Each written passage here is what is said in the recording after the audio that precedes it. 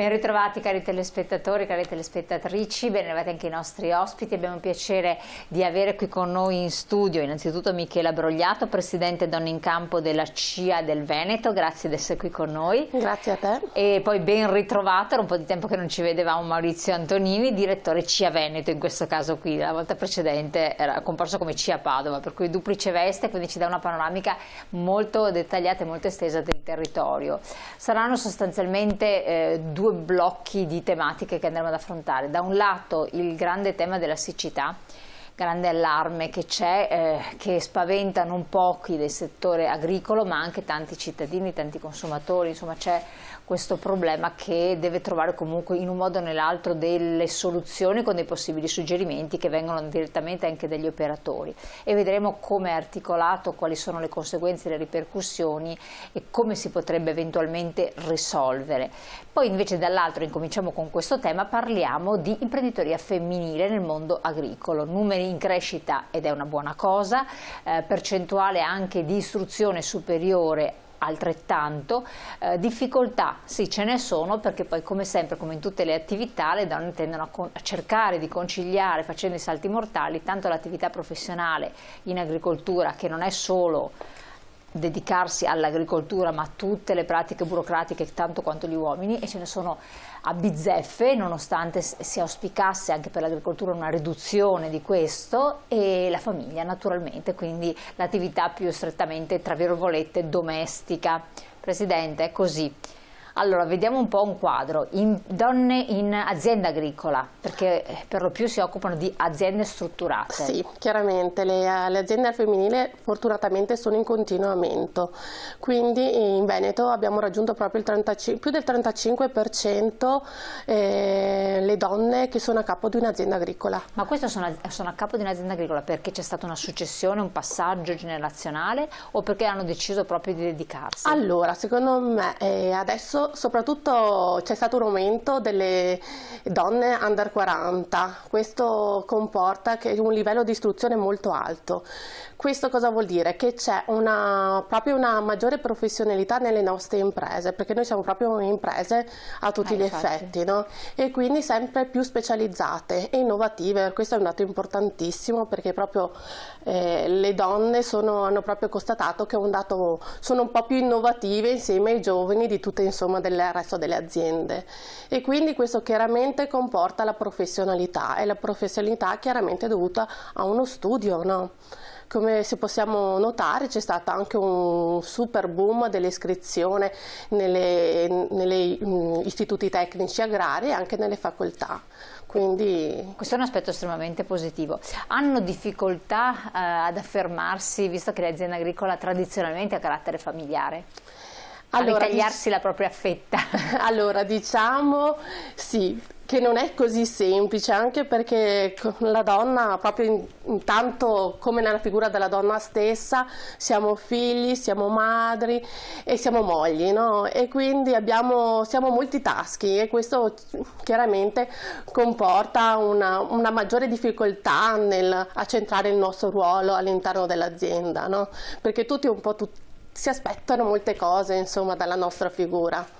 C'è una preponderanza in certe aziende agricole di certi settori o ambiti delle donne? No, secondo me le aziende agricole femminili coprono tutti i tipi di aziende, dall'ortofrutta al vitivinicolo, un po' di tutto. Chiaramente la donna è multifunzione, nel senso che le aziende agriturismo, agrinidi, fattorie didattiche sono prettamente femminili, insomma, però questo non comporta che c'è sempre la figura anche all'interno delle altre tipi di aziende, quindi noi copriamo le aziende a 360 gradi. Tra l'altro io conosco delle imprenditrici agricole iperattive, cioè hanno un'energia incredibile che è encomiabile anche. E soprattutto la passione, perché noi dico sempre che ci mettiamo proprio il cuore. Sì, è una scelta di vita. Sì, una scelta proprio di vita e di valore, perché noi quello che facciamo è il nostro valore, noi trasmettiamo il valore che c'è, che ci circonda nella terra e nell'ambiente, quindi E poi portano innovazione, Sì. innovazione di prodotto, e qua mi era venuto anche in mente vedendo le arnie, no, per delle api, per il miele, perché poi molte donne hanno proprio voluto anche diversificare, e innovazione anche dal punto di vista dell'investimento nei macchinari, per quanto costoso però ci tengono, no? Sì, chiaramente qua dovremmo anche aprire una specie di dibattito, perché tante volte ci sono anche degli strumenti che dà il governo per aiutare l'imprenditoria femminile, però tante volte le donne come imprenditrici agricole tante volte vengono escluse, e questo secondo me è una mancanza importantissima, e dobbiamo fare la nostra battaglia per imporci e portare dei risultati più concreti, insomma. Ci sono degli aiuti dal punto di vista di bandi europei, di finanziamenti per agevolare l'imprenditoria femminile? Sì, ci sono alcuni bandi sono aperti anche chiaramente all'imprenditoria agricola, però alcune volte sono così ancora più burocratici che tante volte è proprio impossibile accederci. Quindi l'unica è rivolgersi all'associazione di categoria? Sì, per forza.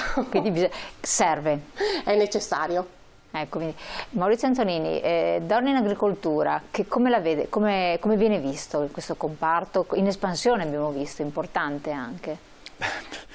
Sicuramente in espansione, per fortuna l'agricoltura oggi riveste anche un ruolo importante. La Donna in Campo, l'associazione nostra di CIA Agricoltori Italiani, è un'associazione importante che va a tutelare anche le esigenze e le difficoltà che oggi le donne trovano, quindi un settore estremamente in propensione, come è già stato detto dal Presidente. Le donne in agricoltura svolgono un ruolo estremamente importante, ed è vero che svolgono quei ruoli. Oggi la multifunzionalità in agricoltura è rinata soprattutto anche col valore, con l'apporto aggiuntivo che le donne sono riuscite a dare a questo settore, quindi un'agricoltura sempre più tech, sempre più all'avanguardia, per soprattutto anche la capacità delle donne di medimarsi in un settore che prima era considerato un settore per uomini, oggi invece è un settore multietnico, e che dà la possibilità alle donne della loro valorizzazione e dell'importanza delle donne che rivestono nel settore agricolo. Tra l'altro per lo più, e lo vediamo anche dalla Presidente che è presente in studio, sono giovani.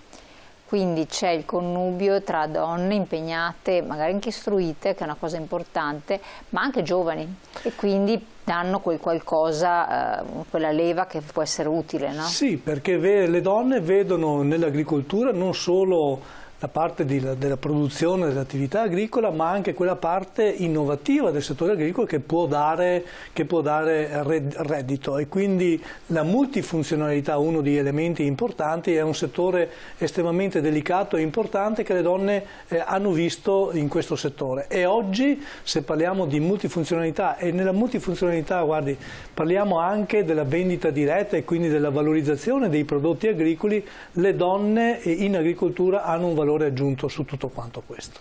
La vendita diretta funziona? Beh, chiaramente bisogna anche imparare a consumare soprattutto i prodotti di stagione, no? Quindi fare cultura anche. Cultura, proprio la cultura del cibo, dell'alimentazione, totalmente anche della vita, perché la vita in sé deve essere una vita sana, bisogna un po' prendersi cura un po' più di noi, no? Non di noi e di quello che ci circonda, quindi la vendita diretta è un chiaro segno, insomma. Qui vediamo i prodotti di stagione. Quest'anno come è andata? Come è andata la stagione invernale? Ormai siamo alle porte della primavera. Allora, dai, incrociamo le dita, perché fino adesso si preannuncia come l'anno scorso un anno di siccità. La siccità è un grave problema.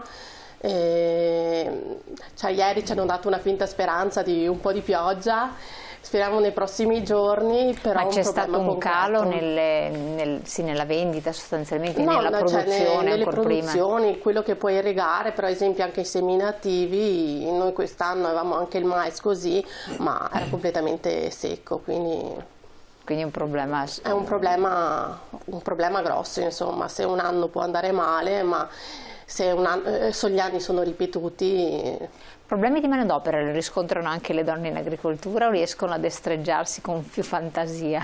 No, il problema della manodopera sussiste, ogni volta è sempre un problema a trovare, a prescindere dai contratti, voucher o non voucher, è proprio la difficoltà di trovare proprio personale. Direttore, dopo entriamo nel capitolo siccità perché dobbiamo dedicarci un po' di tempo, ma il discorso manodopera, appunto, anche le nuove tipologie di contratto non valgono, cioè c'è un problema proprio di carenza di persone, dove sono finite?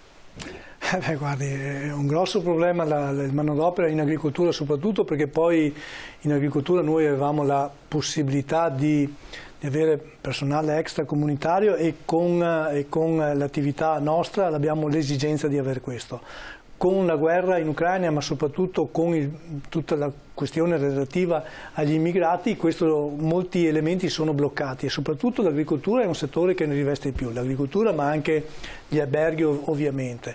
Oggi il nuovo contratto in agricoltura è un primo passo verso una sburocratizzazione, verso sistemi innovativi per cercare del personale, però oggi la difficoltà che le nostre aziende hanno nel recepire personale è una difficoltà immediata. Tra poco ci sarà la raccolta, iniziamo, delle fragole e quindi già oggi abbiamo difficoltà nel reperire la manodopera, già oggi richiediamo da parte del governo procedure snelle per la richiesta di questo. Poi abbiamo i peperoni, gli asparagi e dopo le varie stagionalità, sperando che arrivino. Ma cosa dovrebbe fare il governo? Cosa sarebbe importante e necessario? Guardi, noi dobbiamo trovare quegli elementi di semplificazione burocratica per assumere il personale e soprattutto nella ricerca del personale, perché poi... Quella è la cosa più che altro. Uno dei problemi è proprio questo, perché noi abbiamo necessità di avere anche quei corridoi che diano la possibilità alle aziende agricole di avere una manodopera immediata nel momento in cui noi la richiediamo. È una delle difficoltà che oggi abbiamo nel Veneto, ma abbiamo anche a livello nazionale. Quindi la richiesta di manodopera che noi richiediamo con forza è quello di avere gli elementi innovativi, ma soprattutto semplificativi, ma soprattutto elementi che diano la possibilità da una parte la ricerca di manodopera e dall'altra parte la richiesta della manodopera da parte appunto degli extracomunitari, ma non solo, perché anche sui pensionati, anche sui giovani, anche sui studenti penso che sia un altro elemento importante che abbiamo la possibilità di intervenire. Ecco, i nuovi contratti vanno in questa direzione, dobbiamo snellire la parte burocratica e valorizzare questi nuovi contratti. Quindi contrattualistica nuova, persone, ma servono in agricoltura anche persone preparate, qualificate, perché sto pensando, magari arrivano tanti stranieri, tante persone anche extracomunitarie eccetera, che potrebbero trovare uno sbocco anche in agricoltura, dove forse è richiesta meno formazione, o non è più così? Guardi, oggi la necessità di avere comunque, sembra strano però...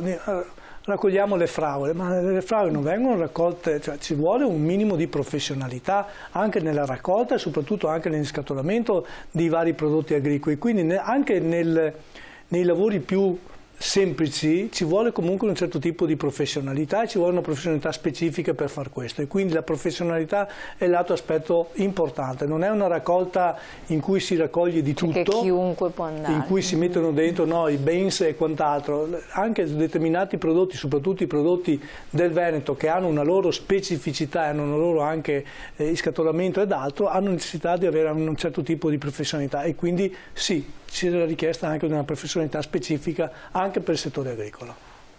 Una formazione potrebbe essere adatta? Assolutamente, le aziende già oggi fanno formazione, prima naturalmente dell'attività del lavoro, ma poi la facciamo anche per quanto riguarda tutta la parte relativa alla sicurezza, per quanto riguarda i posti di lavoro. Quindi le nostre aziende agricole stanno già facendo tutta una serie di valutazioni, ma soprattutto formazione ai dipendenti. Ma oggi il problema è di trovare questi dipendenti, è molto difficile. Noi tutti i settori hanno questo problema. Allora torniamo su questo e affrontiamo anche altre tematiche tra poco, dopo la pubblicità.